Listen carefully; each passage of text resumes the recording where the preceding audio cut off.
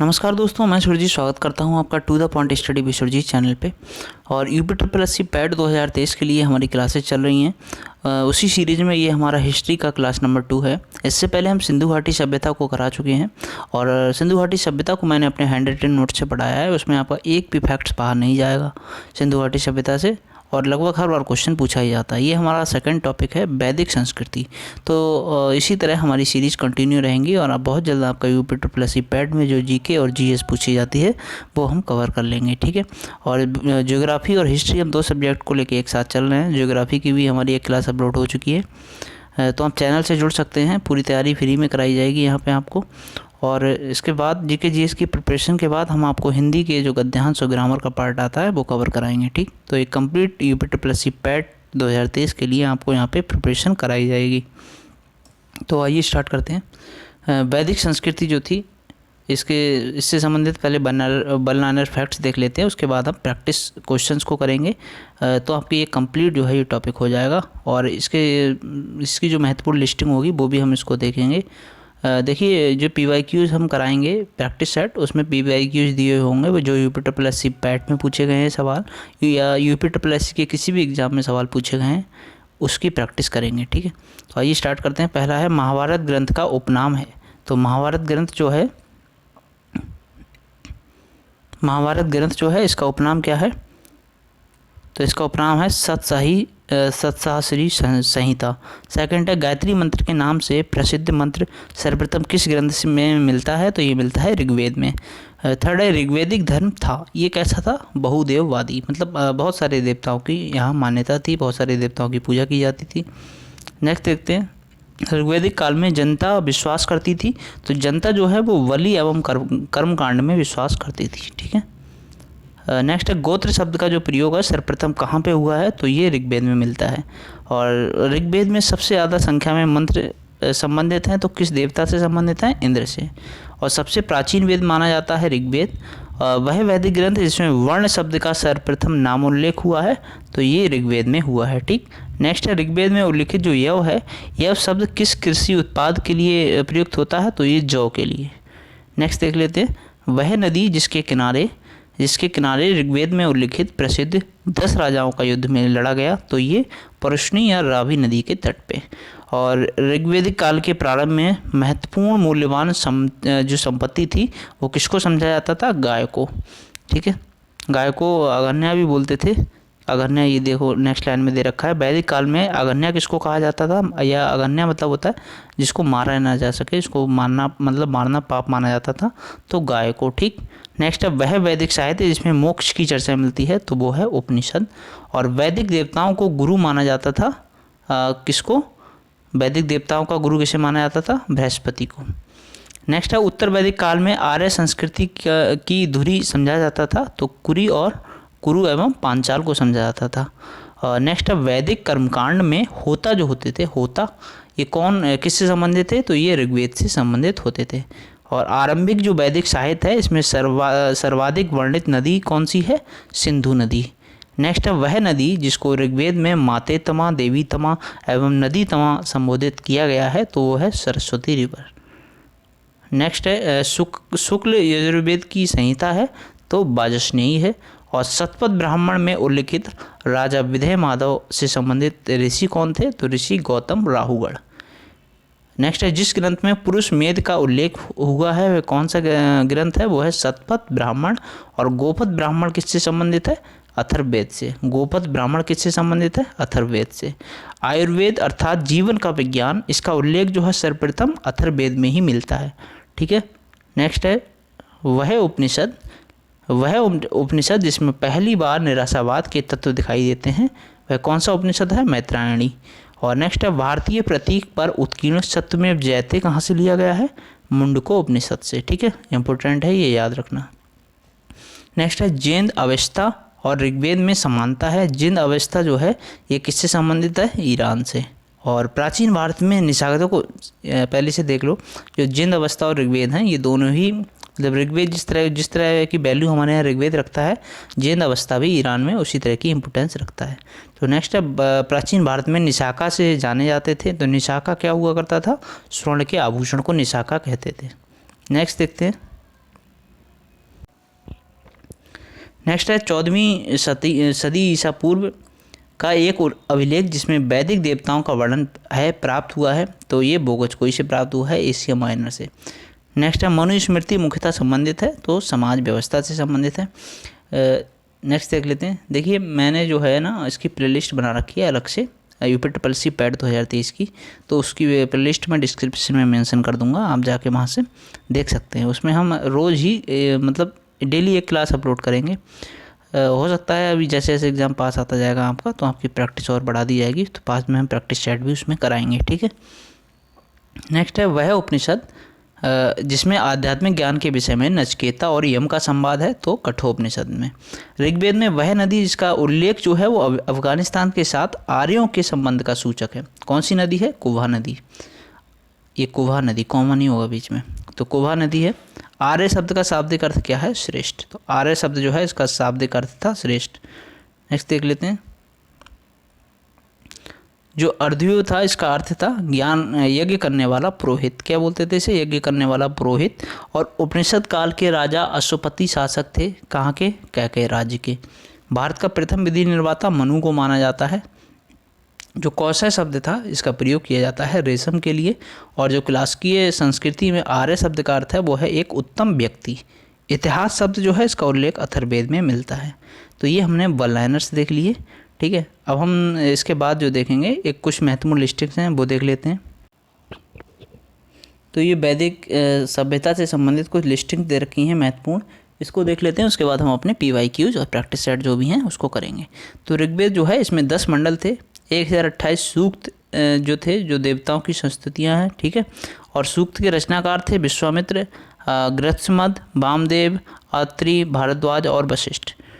Okay next देख लेते हैं यजुर्वेद। यजुर्वेद की 2 शाखाएं हुआ करती थीं, शुक्ल यजुर्वेद और कृष्ण यजुर्वेद। जो शुक्ल यजुर्वेद था ये वाजस्नेयी संहिता में था, और इसका अंतिम अध्याय जो है वो ईशोपनिषद है, ठीक है। ये अनुष्ठानों से संबंधित है, याद रखना है यजुर्वेद जो है अनुष्ठानों से संबंधित है।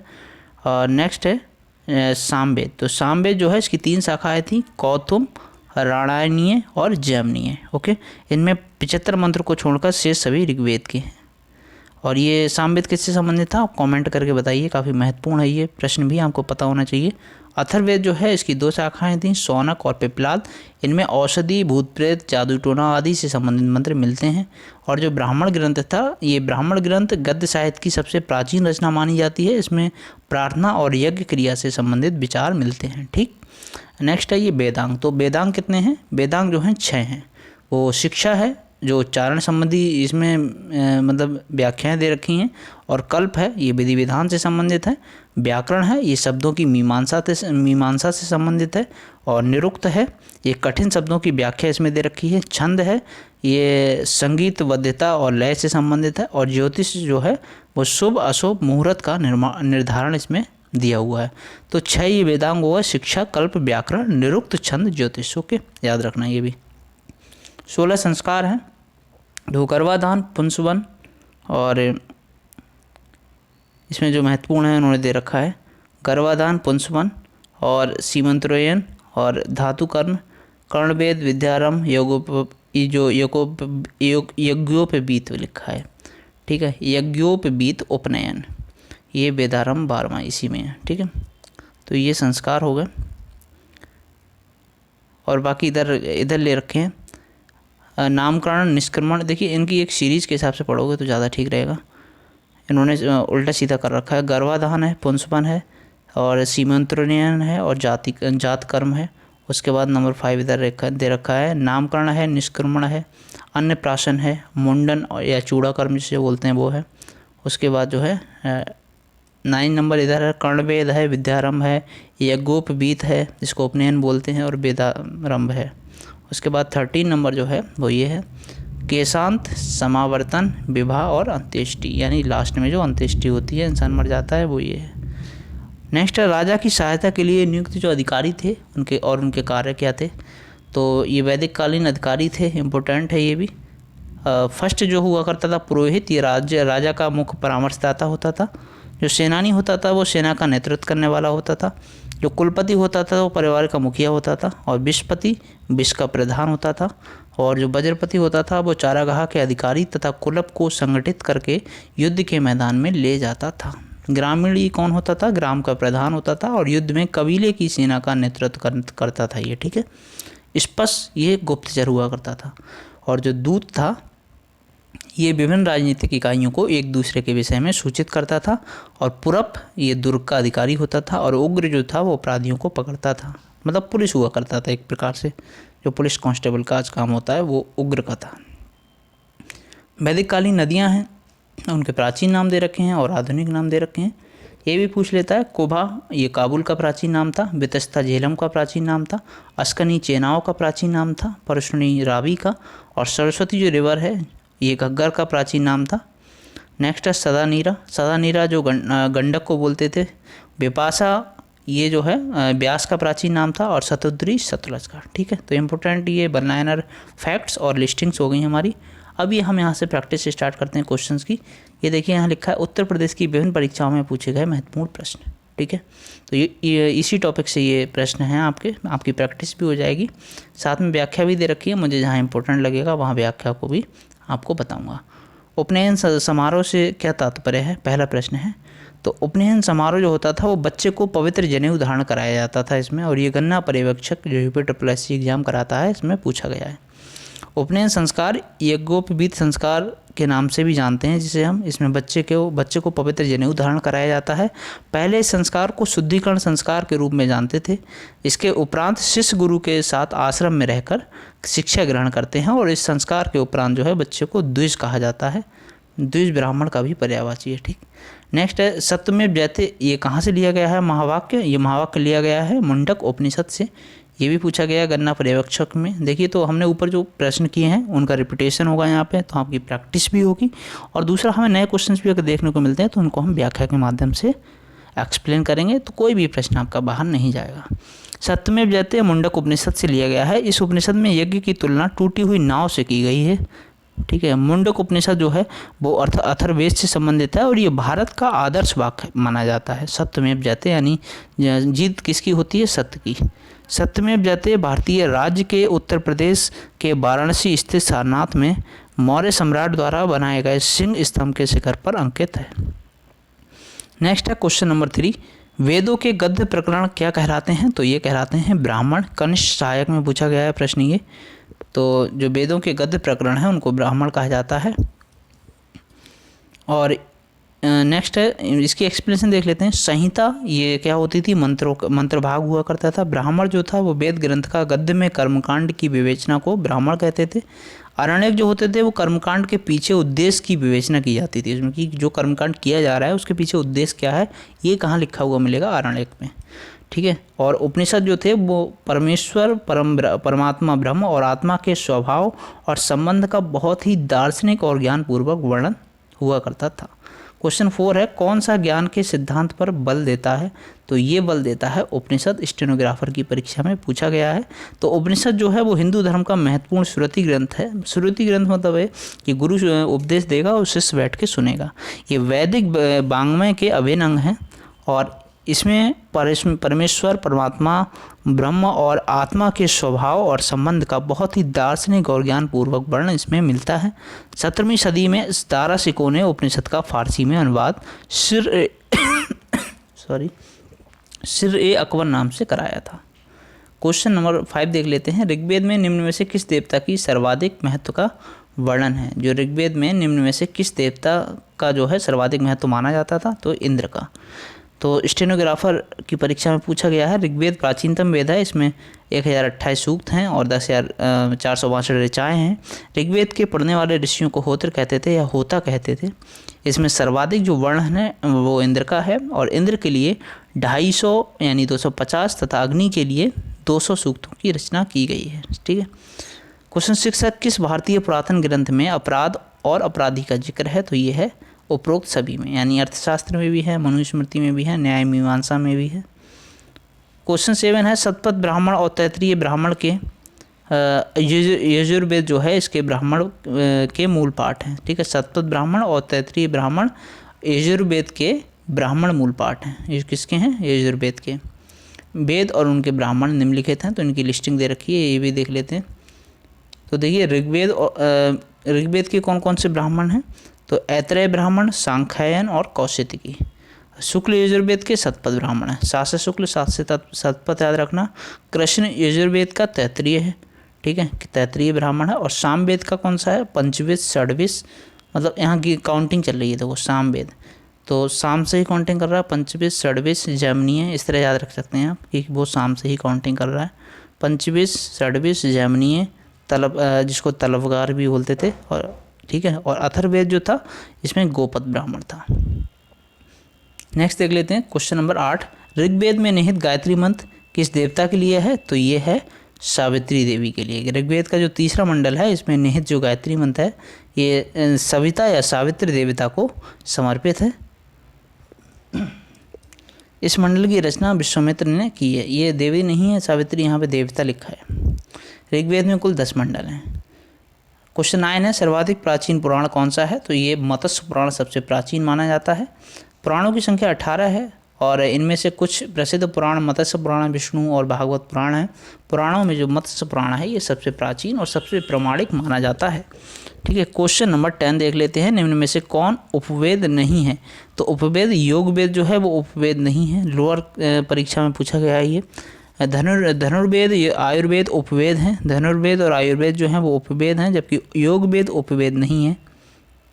क्वेश्चन 11 है वैदिक देवता जो हैं इंद्र, ये किसके देवता माने जाते हैं? तो इंद्र जो है वर्षा व चक्रवात के देवता हैं। ये जूनियर इंजीनियर में प्रश्न पूछा गया है। तो ऋग्वेदिक लोग जो थे वो प्राकृतिक शक्तियों का मानवीकरण करके उनकी पूजा करते थे।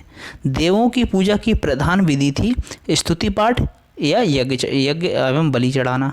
प्रारंभ में आर्यों के जो प्रमुख देवता थे वरुण थे, लेकिन ऋग्वेद के रचनाकाल तथा इंद्र जो ऋग्वेद का जब रचना हुई तब तक इंद्र जो है सर्वप्रमुख हो गए। और इंद्र युद्ध के नेता, दुर्गों को तोड़ने वाला, यानी पुरंदर भी किसे कहा जाता है? इंद्र को कहा जाता है। और वर्षा तथा चक्रवात के देवता भी इंद्र माने जाते हैं। ऋग्वेद में इनका 250 बार जो है सूक्त मिलता है, ठीक है। तो ये वेद दे रखे हैं, इनसे संबंधित पुरोहित दे रखे हैं। ऊपर हमने लिस्टिंग पढ़ी थी, मतलब लिस्टिंग नहीं वल्लनारायण में पढ़ा था कि ऋग्वेद को पढ़ने वाले जो होते हैं, जो इसका पाठ करते हैं, उनको होत्र या होता कहते हैं। इसको फिर एक बार देख लेते हैं। ऋग्वेद के पुरोहित को होत्र कहते हैं और उपवेद इसका आयुर्वेद है। इसमें ब्राह्मण हैं ऐत्रेय और कौशिकी, और उपनिषद हैं ऐत्रेय और कौशिकी, ठीक है। बाकी उपनिषद सामवेद है, इसका पुरोहित है उद्गाता, और इसका उपवेद है गंधर्व वेद, और ब्राह्मण है जैमिनी एवं पंचविश। हमने बताया था शाम से ही काउंटिंग कर रहा है, तो जैमिनी, पंचविश, षष्ठविश इस तरह से। और उपनिषद है इसका छांदोग्य उपनिषद और जैमिनी, ठीक है। नेक्स्ट देखते हैं यजुर्वेद जो है इसका पाठ करने वाला जो कहलाता था वो अर्धवर्यु कहलाता था। और धनुर्वेद इसका उपवेद, मतलब धनुर्वेद ये थर्ड लिस्टिंग किसकी है? उपवेद की है। और फिर ब्राह्मण उपनिषद। और शतपथ इसका ब्राह्मण था, शतपथ और तैत्तरेय, और बाकी ये उपनिषद हैं इसके, ठीक है। तो एक बार ये लिस्टिंग आप पढ़ सकते हैं। नेक्स्ट है क्वेश्चन नंबर 12। वैदिक सभ्यता जो थी वो सरस्वती नदी के तट पे बसी हुई थी, ठीक। वैदिक सभ्यता ये हमने सिंधु घाटी सभ्यता पढ़ाई है, उसमें आपको बताया होगा।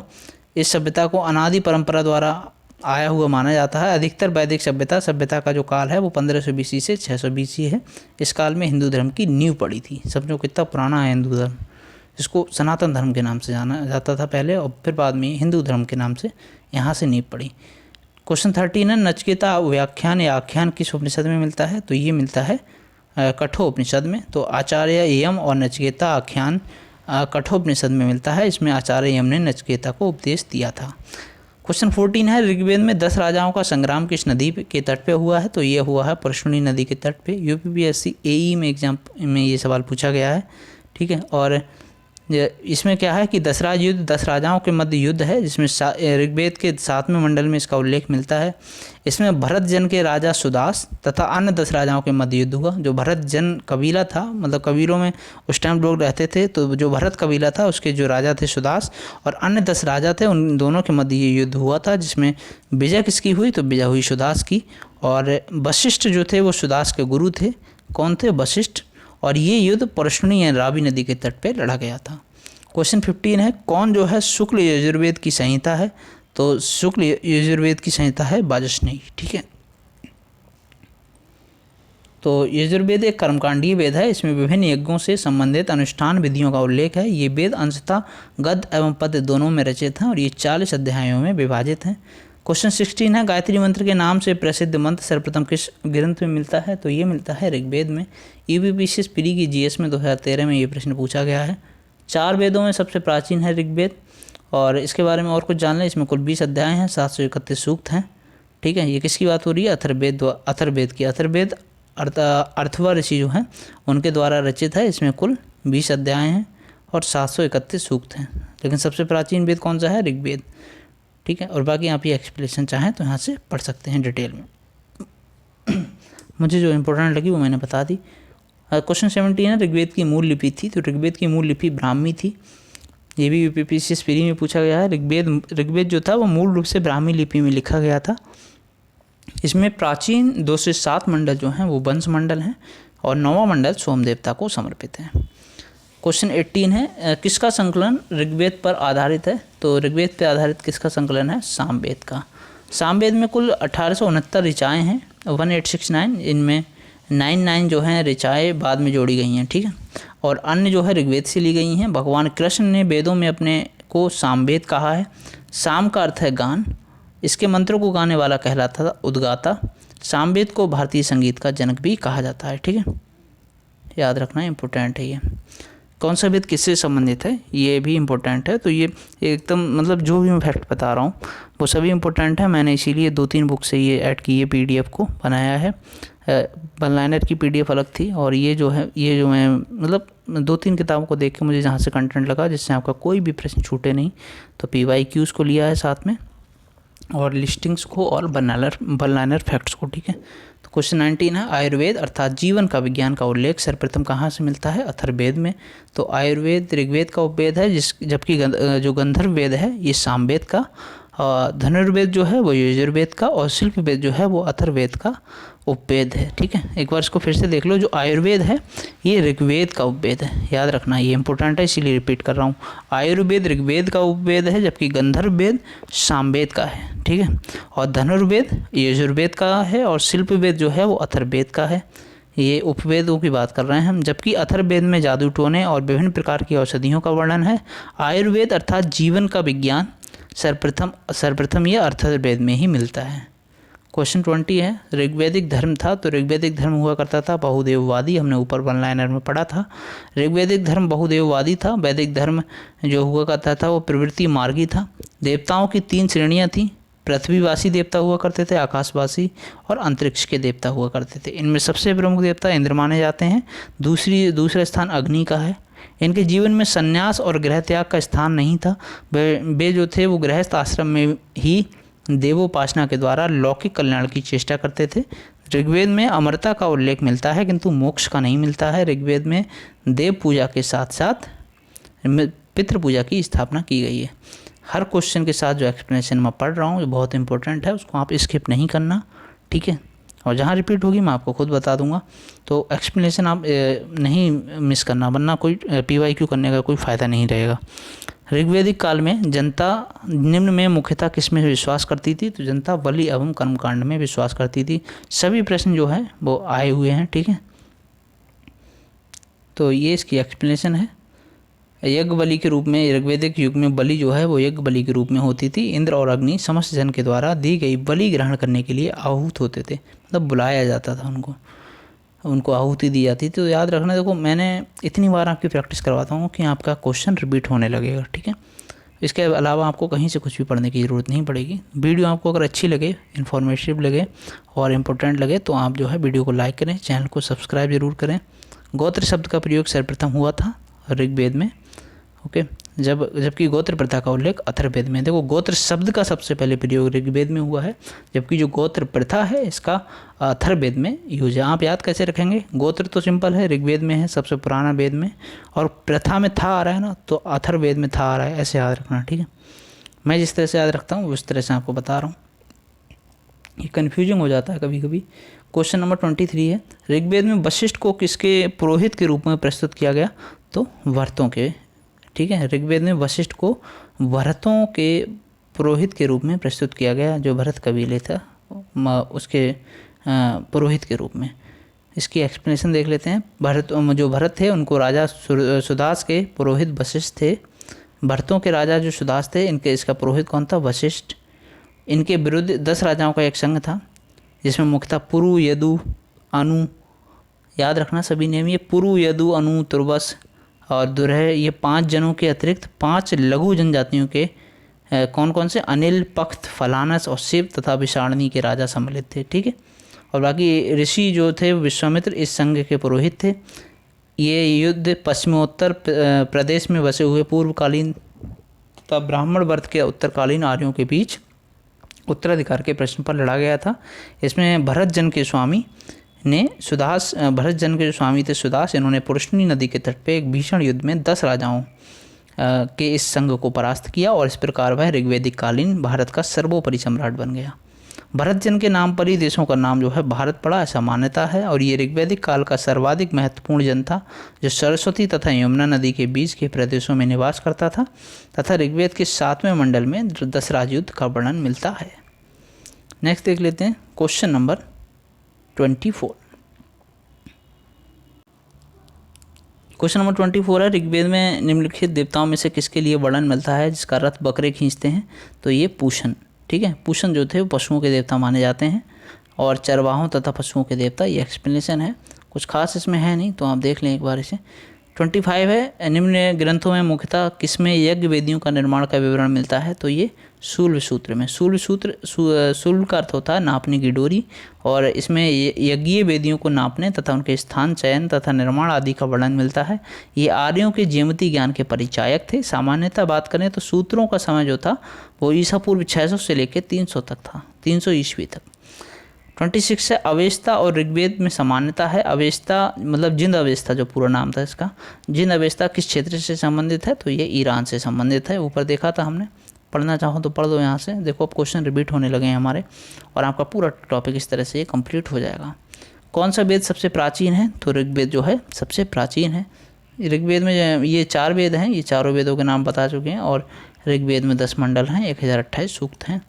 वैदिक काल में जो ग्राम का मुखिया होता था वो ग्रामीणी होता था। बाकी तो हम ये सब कुछ बता ही चुके हैं आपको, फिर भी आप पढ़ना चाहें तो इसे पढ़ लें, ठीक है। ग्रामीणी ग्राम का मुखिया होता था और प्रशासनिक तथा सैनिक कार्यों के लिए ग्राम का नेता होता था। वह ग्रामीण जनता के हितों का प्रतिनिधित्व करता था। किसकी बात हो रही है? ग्रामीणी की। Question number 29। क्वेश्चन नंबर 29 है, इंद्र महाभिषेक का विवरण दिया गया है। तो जो इंद्र महाभिषेक है इसका विवरण कहाँ पे दिया गया है? ऋग्वेद में, ठीक है। और साथ ही वर्ण व्यवस्था का भी इसमें उल्लेख मिलता है। क्वेश्चन नंबर 30 है, अयोध्या का उल्लेख सर्वप्रथम कहाँ मिलता है? ये मिलता है ऋग्वेद में। तो अयोध्या का सर्वप्रथम उल्लेख ऋग्वेद में है। अयोध्या एक प्राचीन या अति प्राचीन नगर था। रामायण में उल्लेख करते हुए कहा गया है कि ये नगर सरयू नदी के तट पे बसा है और कौशल का प्रमुख नगर है। ये नगर बहुत ही सुंदर ढंग से बसाया गया था, ठीक। Question number 31। क्वेश्चन नंबर 31 है, बृहद अरण्यक उपनिषद में अजातशत्रु को कहाँ का राजा कहा गया है? तो ये काशी का राजा था। बृहद अरण्यक उपनिषद जो है इसमें अजातशत्रु को काशी का राजा कहा गया है। और काशी के जो क्षत्रिय शासक थे अजातशत्रु, इनके यहाँ अनेक ब्राह्मण भी अध्यात्म ज्ञान के लिए आते थे। नेक्स्ट है 32, उद्दालक आरुणि और उनके पुत्र श्वेत केतु के बीच ब्रह्म एवं आत्मा की अभिन्नता के विषय में प्रसिद्ध वार्तालाप किसमें वर्णित है? तो छांदोग्य उपनिषद में, ठीक है। क्वेश्चन नंबर 33 है, ऋग्वेद में उल्लेखित जो यव है ये कृषि उत्पाद किसके लिए प्रयुक्त करते थे? ये जौ के लिए, ठीक। ये हमने ऊपर भी बताया था 1 लाइनर में। तो ये देख लीजिए, वो जो व्रीहि था, धान को व्रीहि बोलते थे, जौ को यव, उड़द को माड़ बोलते थे, माड़, और मूंग को मुदक बोलते थे, गेहूँ को गोधूम बोलते थे, और मसूर आदि जो अनाज थे ये वर्णन इनके यजुर्वेद में मिलते हैं। और यद्यपि ऋग्वैदिक काल के लोग जौ पैदा करते थे, परंतु उत्तर वैदिक काल में उनकी मुख्य फसल क्या हो गई थी? धान और गेहूँ, ठीक है। दोनों ही रखे हैं, धान और गेहूँ। नेक्स्ट है क्वेश्चन नंबर 34। क्वेश्चन नंबर 34 में दिया है कि किस नदी को ऋग्वेद में माते तमा देवी तमा नदी तमा कहा गया है? तो सरस्वती नदी, ठीक है। तो ये हम बता चुके हैं। ऋग्वेद में जो नदियों की संख्या है वो लगभग कितनी है? 25 है। नेक्स्ट है 35, प्राचीन भारत में निष्क जो नाम था वो किसका था? ये स्वर्ण आभूषण हुआ करते थे। तो सिक्कों के नियमित प्रचलन से पूर्व वैदिक काल से ही निष्क जो हुआ था वो गले में पहनने वाला एक सोने का आभूषण होता था और कालांतर में ये व्यापारिक लेन देन में प्रयुक्त होने लगा था। ठीक है। मौर्य युग के आते आते व्यापार व्यवसाय में नियमित सिक्कों का प्रचलन हो चुका था। सिक्के चांदी तांबे के बने होते थे और चांदी के जो सिक्के थे इनको कारसार्पण या धरण कहा जाता था और तांबे के सिक्कों को मासक कहा जाता था। छोटे छोटे जो तांबे के सिक्के होते थे उनको काकड़ी कहा जाता था। इन पर स्वामित्व सूचक चिन्ह लगाए जाते थे कि क्या मतलब कौन चला रहा है इन्हें, ठीक है, कौन स्वामी है इन सिक्कों का। नेक्स्ट है 36, अपाला आत्रेयी के मंत्र किसमें संग्रहित हैं? तो ये हैं संग्रहित ऋग्वेद में। ठीक है। तो ये अपाला, गार्गी, ये लोपा, अघोषा, अपाला, विश्वबारा, गार्गी ये सभी जो थी विदुषी थी महिलाएं वैदिक काल की। ठीक है। क्वेश्चन 37 है, आरंभिक वैदिक युग में सर्वाधिक वर्णित नदी कौन सी है? सिंधु नदी है। ये भी पूछे गए प्रश्न हैं सारे। तो प्रारंभिक वैदिक साहित्य या ऋग्वेदिक काल की सर्वाधिक महत्वपूर्ण जो नदी है वो सिंधु है। इसका वर्णन कई बार आया है। इसके अतिरिक्त गंगा का ऋग्वेद में एक बार जिक्र मिलता है। ऋग्वेद में वर्णित नदियों की संख्या ऊपर हमने बताई थी 25 है। 38 देख लेते हैं। 14वीं सदी ईसा पूर्व का एक अभिलेख जिसमें वैदिक देवताओं का वर्णन प्राप्त हुआ है। तो किस में प्राप्त हुआ है? भोगजकोई अभिलेख में। कहाँ पे? एशिया माइनर से। ठीक है। और ये 1400 ईसा पूर्व का संधि पत्र प्राप्त है, मतलब संधि 1400 ईस्वी का है ईसा पूर्व का, जिसमें संधि के साक्षी के रूप में आर्यों के देवता इंद्र, मित्र, वरुण, नासत आदि का उल्लेख मिलता है। 39 है, मनुस्मृति में सरस्वती और दुष्टवती जो नदियाँ हैं इनके बीच के प्रदेश को पुकारा जाता था ब्रह्मव्रत कह के। ब्रह्मव्रत जो होते थे वो मनुस्मृति में सरस्वती एवं द्वैतवती नदियों के बीच के क्षेत्र को ब्रह्मव्रत कहते थे। आर्यवर्त जो था वो हिमालय से लेकर विंध्य हिमाचल के बीच स्थित जो भाग था उसको आर्यवर्त कहते थे। ठीक है। और जो ब्रह्म ऋषि देश किसे कहते थे? ये यमुना और गंगा के बीच के क्षेत्र को कहते थे। और सप्त सिंधु, सिंधु और उसकी सहायक नदियों के क्षेत्र को। ठीक है। तो कौन से क्षेत्र को क्या कहा जाता था ये यहाँ पे दे रखा है। नेक्स्ट है क्वेश्चन नंबर 40, कौन वेदांग ज्योतिष के लेख के रूप में विख्यात है? तो ये है लगध। ठीक है। क्वेश्चन नंबर 41 है, ऋग्वैदिक काल में निम्न में से किसे महत्वपूर्ण मूल्यवान संपत्ति समझा जाता था? तो गाय को। अगन्या बोलते थे गाय को, हमने बताया था। अगन्या मतलब होता है जिसे नहीं मारा जा सकता है।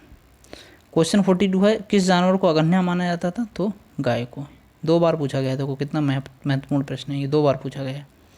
और किसको क्या कहते थे? तो वैदिक काल में हल को लांगल कहते थे। तसर जो कहते थे वो हथकरघा या करघा के लिए प्रयुक्त होता था और बैल के लिए ब्रक शब्द का प्रयोग होता था। नेक्स्ट देख लेते हैं। क्वेश्चन नंबर है 43, निम्न में से किस एक वैदिक साहित्य में मोक्ष की चर्चा मिलती है? तो जो मोक्ष की चर्चा मिलती है वो उपनिषद में मिलती है।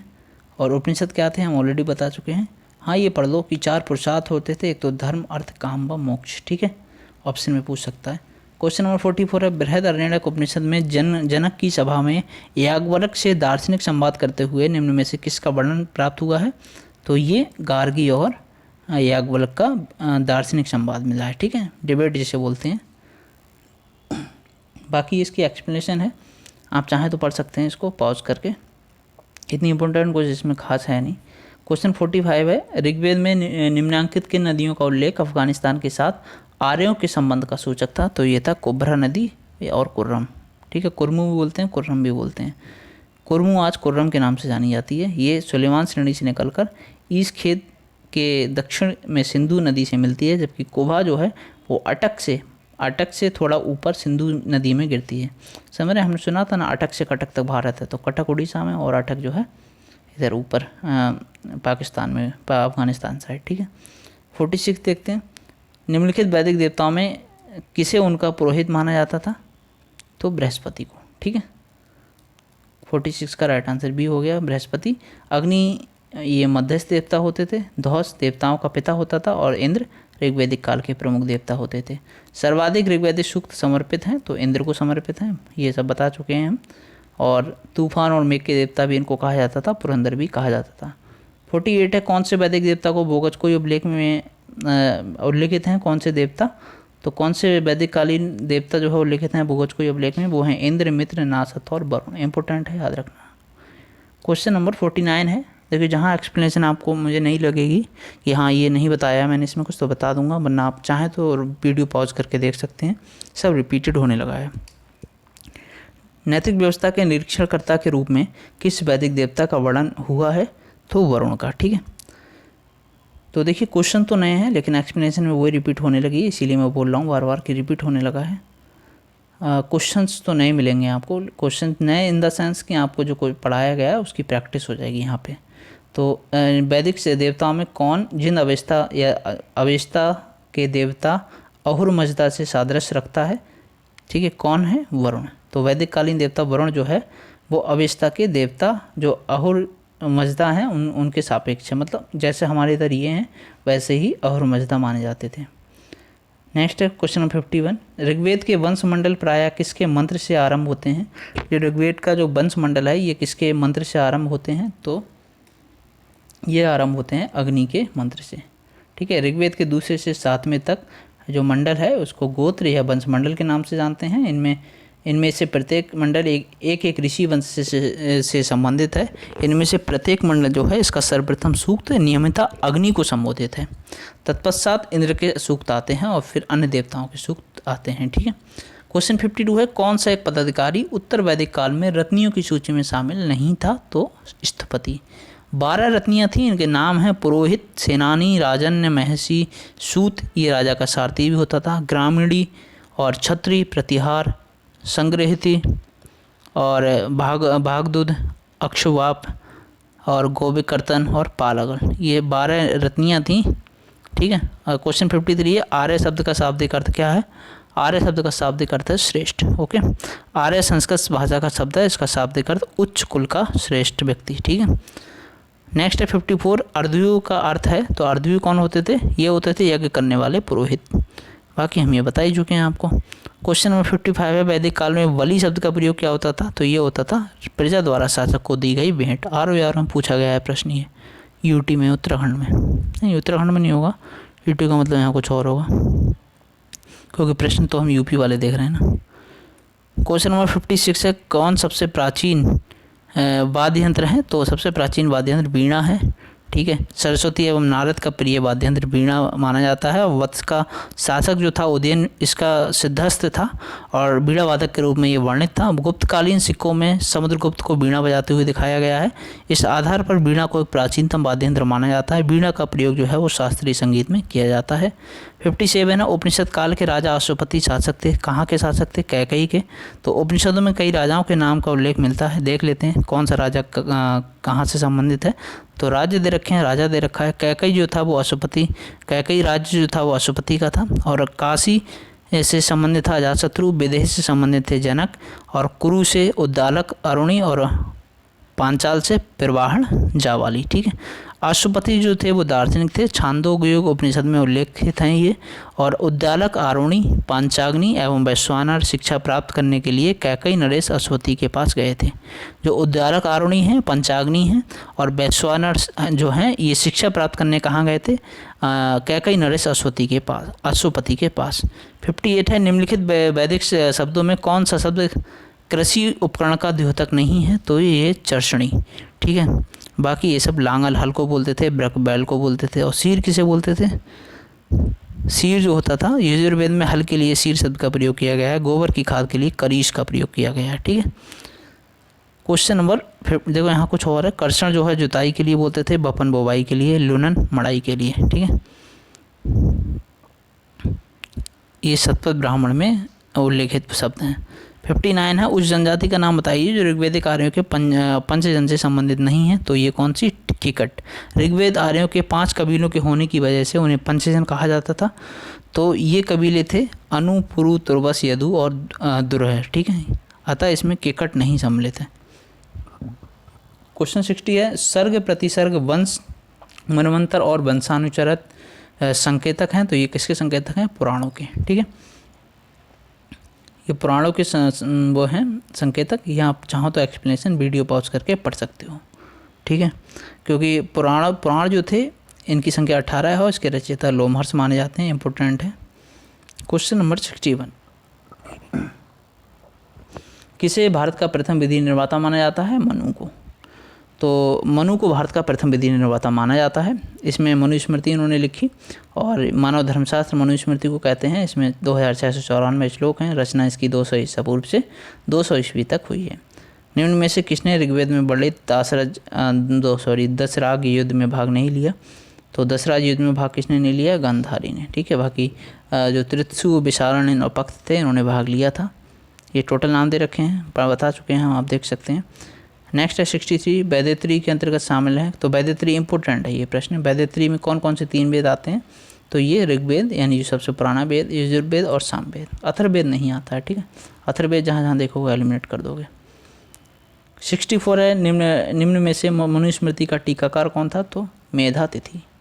जो मेधातिथि था ये मनुस्मृति का टीकाकार था। मेधातिथि जो था उसने, इसके अलावा मनुस्मृति का कुल्लुक भट्ट तथा गोविंद राज ने भी टीका इस पर लिखी है, लेकिन प्रथम जो थे वो मेधातिथि थे। नेक्स्ट है कौशय शब्द का प्रयोग किया गया है। तो जो कौशय शब्द है इसका प्रयोग रेशम के लिए किया गया है। याद रखना, कपास के लिए नहीं किया गया। कहीं का से कौशय और का से कपास निकाल लो, तो रेशम के लिए कौशय शब्द का प्रयोग किया गया है। ठीक है, क्वेश्चन नंबर 66 है भारोपीय भाषा परिवार की प्राचीनतम भाषा कौन सी है? तो ये है संस्कृत। ठीक है, 3500 वर्षों से अधिक पुरानी मानी जाती है ये। क्लासिकीय संस्कृति में आर्य शब्द का प्रयोग किया था। तो क्लासिकीय जो संस्कृति थी इसमें आर्य शब्द का मतलब था एक उत्तम व्यक्ति। ठीक है, 68 है कौन सा उपनिषद में उल्लेखित पांचाल का दार्शनिक नरेश है? तो ये कौन है? प्रवाहण चावाली। और 69 है ऋग्वेद जो है वो, ऋग्वेद क्या है? स्रोतों का संकलन है। RO यूपी में पूछा गया है 2016 में। वहाँ यूपी होगा लिखा हुआ, लेकिन गलती से टी बन गया है जो मैं बता रहा था ऊपर। ठीक है, 70 नंबर है कौन सा ब्राह्मण ग्रंथ ऋग्वेद से संबंधित है? तो ये ऐत्र है। ओके, क्वेश्चन नंबर 71 है गायत्री मंत्र निम्न में से किस ग्रंथ में मिलता है? तो गायत्री मंत्र ऋग्वेद में मिलता है। UPPC टैक्स इंस्पेक्टर में पूछा गया है ये। और इतिहास शब्द का उल्लेख निम्न में से किस वेद में मिलता है? तो ये मिलता है अथर्ववेद में। और देखिए अथर्ववेद में गणित, विज्ञान, आयुर्वेद, समाजशास्त्र, कृषि विज्ञान के अलावा इतिहास का भी उल्लेख मिलता है। इससे मोक्ष के संबंध में जानकारी मिलती है। इसे ब्रह्मवेद भी कहा जाता है और 6000 मंत्र इसमें हैं। इसकी रचना जो की थी वो अथर्व ऋषि ने की थी। 73 है किस दर्शन ने पुनर्जन्म के विश्वास को अस्वीकार किया है? तो बौद्ध ने। ठीक है, 73 का बी, सॉरी ए, मतलब यहाँ पे पूछा है ना, बौद्ध की बात ही नहीं चल रही है अभी यहाँ पे। इस पूछ रहे हैं कि किस दर्शन ने? तो चारवाक ने। क्वेश्चन 73 देख लेते हैं, इसका राइट आंसर हो गया ए। चारवाक जो है वो दर्शन पुनर्जन्म के विश्वास को अस्वीकार करता है। चारवाक दर्शन को लोकायत दर्शन भी कहते हैं। इसके प्रणेता चारवाक थे। इस दर्शन के अनुसार प्रत्यक्ष ही एकमात्र प्रमाण है। चारवाक स्वर्ग, नरक और पुनर्जन्म की अवधारणा को कपोतकल्पित मानते हैं। 74 है भारतीय जो संस्कृति है इसके अनुसार संस्कारों की संख्या 16 है। 16 संस्कार हैं। और ये क्वेश्चन भी पूछा है UPPC assistant state professor officer में। तो 16 संस्कार हैं, इनके सभी के नाम हम बता चुके हैं। एक बार आप यहाँ से पढ़ लीजिए, रिवीजन हो जाएगा। 75 नंबर है सबसे प्राचीन भारतीय साहित्य वेद हैं। कुल वेदों की संख्या कितनी है? तो कुल वेदों की संख्या 4 है। ठीक है, पहली बार भारत के बाहर से आने वाले और भारत में बसने वाले कौन थे? तो ये थे आर्य। भारत से बाहर मतलब भारत के बाहर से जो आए थे, जिनका अस्तित्व 15 ईसा पूर्व से 600 ईसा पूर्व तक रहा। और भारत में मुगल 1526 में आए, अंग्रेज 1600 में भारत आए। ठीक, क्वेश्चन 77 है पूर्व वैदिक काल में समाज के विभाजन का आधार क्या था? तो ये था पेशा। पेशे के आधार पे समाज बटा हुआ था। तो विभाजन का मुख्य आधार पेशा था, यानी पेशा अर्थात कर्म। ठीक है, इसके आधार पर 4 वर्णों का उल्लेख है। 78 है वैदिक काल में स्त्रियों की स्थिति कैसी थी? तो स्त्रियों की स्थिति उच्च थी। तो ये 78 हमारे क्वेश्चन होगा। नेक्स्ट हमारा टॉपिक जो होगा वो बौद्ध धर्म से संबंधित होगा। ठीक है, 2 टॉपिक हम कर चुके हैं। हर यूनिट वाइज जिस तरह से यूनिट यूपिटर प्लस पैट में दे रखी है सिलेबस में, उसी यूनिट वाइज हम चलेंगे। तो ये 3rd लेक्चर हमारा बौद्ध धर्म पे होगा, गौतम बुद्ध से संबंधित। और इसका हम हिस्ट्री और ज्योग्राफी को साथ लेके चल रहे हैं। तो ज्योग्राफी में भी एक क्लास आ रही है हमारी कंटिन्यूसली। हिस्ट्री ज्योग्राफी से फिनिश हो जाएगी तो पॉलिटी और इकोनॉमिक्स को साथ लेके चलेंगे। फिर एक वीडियो में आपकी लगभग 6-7 महीने की करंट अफेयर्स करा देंगे। ठीक है, और उसके बाद हिंदी की प्रिपरेशन स्टार्ट करेंगे। तो इस तरह से आपका जो है हिंदी इंग्लिश मतलब हिंदी के जो गद्यांश हैं और इंग्लिश के कॉम्प्रीहेंशन हैं इनको सॉल्व करेंगे। तो इस तरह से आपकी पूरी कंप्लीट तैयारी हम कराएंगे। मिलते हैं नेक्स्ट वीडियो में। Bye bye, take care. Channel को सब्सक्राइब कर लेना।